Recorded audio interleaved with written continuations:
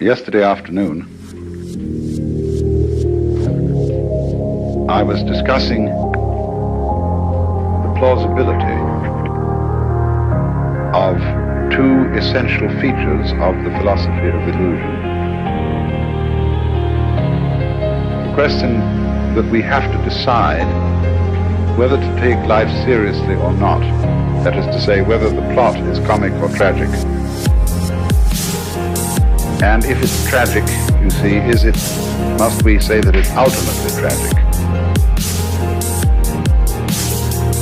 And the question of who are you? And are we to say that I myself, right down at root, am just a little kind of jerk of some kind that really has nothing to do with this cosmos, but just arises in it and is here on sufferance for a short period, and then absolutely nothing follows, you see.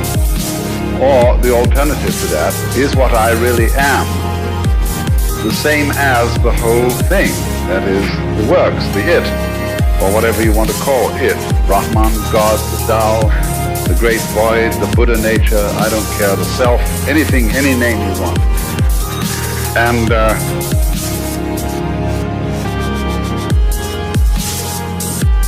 whereas that attitude, you can look at it from various points of view in judging it. You can say it's wishful thinking. You can say that it's insufferable pride.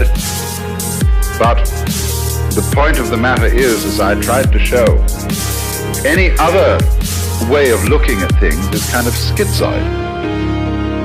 It looks at human beings as if they arrived in this world like a bunch of birds on the branches of a barren tree.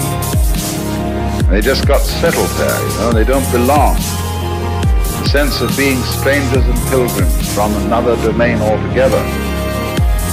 Well, where is this other domain? And how does it relate to this one? Are they separate?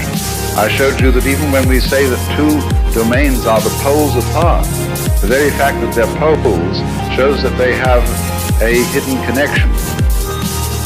And the hidden connection is the big thing in life. Well, you junkies know that.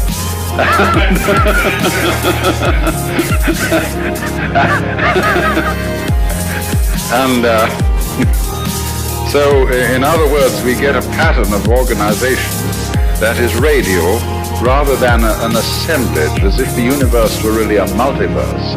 A lot of things that got collected together out of the infinite wastes of space and sort of began to maunder around each other. Whereas the other pattern, which is so much more sensible, is central and radial. And I showed you how the crystals and the stars and the octopuses and even the human beings are all radial structures. Of course, we don't see our radial relationship to the totality of the universe because it isn't obvious. It's obvious that a tree is an arm of the earth reaching up and waving at the sky, and a mountain is another kind.